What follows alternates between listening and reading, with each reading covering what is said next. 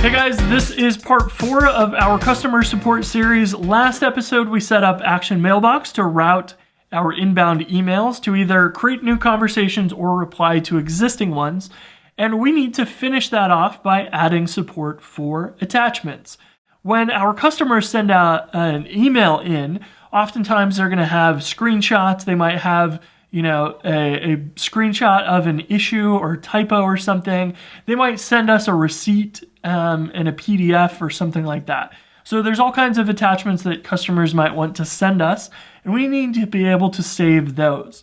And we can do that by going into our application mailbox and adding a before processing save attachments callback. So what we'll do is we'll define a save attachments down here, and we can loop through each of the mail.attachments and map them into a new array.